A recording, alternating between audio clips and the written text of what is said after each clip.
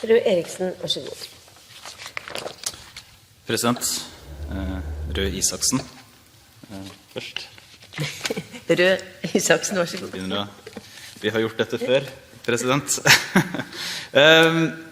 NRK meldte 7. mars om 3 filippinske sykepleiere som var utsatt for tvang i forbindelse med organisering av arbeidsforhold ved Oslo Universitetssykehus, OUS. Samt kvinnene selv har politianmeldt firmaet som formidlet sykepleierne. Det er også kommet melding om sykehusansattes involvering i organisering av affæren. Vil statsråden sørge for at det foretas uavhengig granskning av OUS ansattes rolle for å få klarhet i forholdene rundt denne saken, og gjøre at eventuelt lovbrudd og kritikkverdige forhold fra OUS sin side følges opp? Anne-Grete Strøm-Eriksen, vær så god.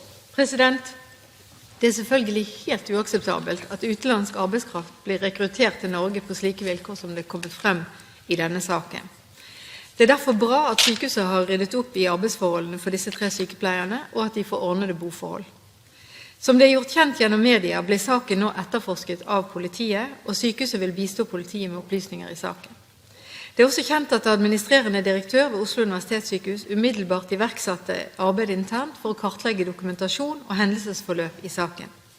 Sykehuset har også bedt sin egen revisor, PricewaterhouseCoopers, om å gjøre en utvidet revisjon, og den skal også omfatte rutinene for ansettelser og administrative prosedyrer generelt. President, jeg legger til grunn at politiets etterforskning vil klargjøre ansattes rolle og eventuelle lovbrudd og kritikkverdige forhold i denne saken. Jeg vil derfor ikke ta initiativ til ytterligere undersøkelser så lenge politiet etterforsker saken. Torbjørn Røe Isaksen, vær så god. President, politiet, vi kan selvfølgelig ikke forhåndskonkludere på noe i denne sal hva gjelder politietterforskning. Men politiet etterforsker jo for brudd på straffeloven. Og spørsmålet som statsråden som politisk ansvarlig må svare på er jo hvordan kunne dette skje? For selv om det ikke har vært brudd på straffeloven, hvis det skulle vise seg, så er vel dette neppe den type rekruttering, pleie av de ansatte, bygge opp kompetanse i helsesektoren som vi ønsker i dette landet. Helseministeren varslet jo en grundig gjennomgang av nettopp rutinene for ansettelse, sikre at det var skikkelige, anstendige vilkår i helsevesenet, i det offentlige, det som vi som politikere har styring over, etter den såkalte Adecco-saken. Spørsmålet til statsråden er rett og slett, hvordan kunne dette skje? Statsråd Anne-Grete Strøm-Eriksen, presidenten vil likevel gjøre oppmerksom på at denne saken er under etterforskning av politiet, og overlater til statsråden å avgjøre om hun vil svare eller ikke. President, denne saken er ikke bare, her er det jo flere som har anmeldt. Her har jo sykehuset anmeldt de som har dette selskapet, eller denne personen som har rekruttert disse sykepleierne på denne måten. Samtidig så er jo også sykehuset blitt anmeldt. Og i tillegg så har altså sykehusets ledelse tatt initiativ til grundige interne undersøkelser og har vært veldig tydelige utad på at dette følger de opp. Når det gjelder generell rekruttering, så har jeg altså svart at det er selvfølgelig helt uakseptabelt at man rekrutterer på denne måten. Det er en kjent sak at sykehus trenger vikarer og vikarbruk.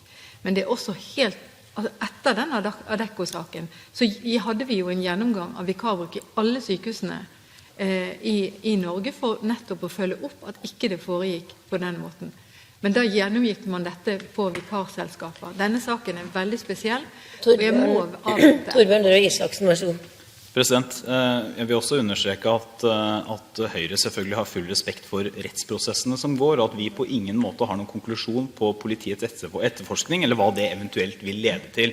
Men det er jo allikevel et politisk poeng her, som uansett om man da finner et lovbrudd eller ikke, dreier seg om anstendige arbeidsvilkår og rekruttering i det offentlige, som helseministeren da har det øverste ansvaret for.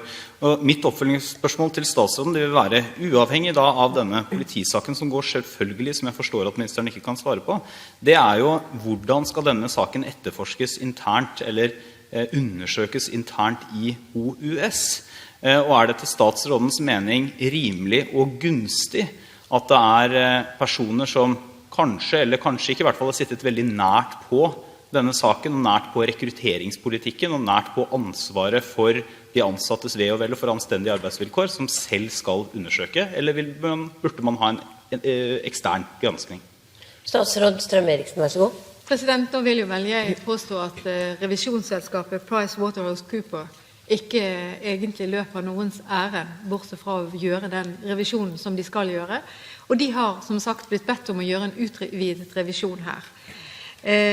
Jeg trenger ikke å ha en gjennomgang for å si at sånn som det har kommet frem i media, er helt uakseptabelt. Sånn skal vi ikke ha det.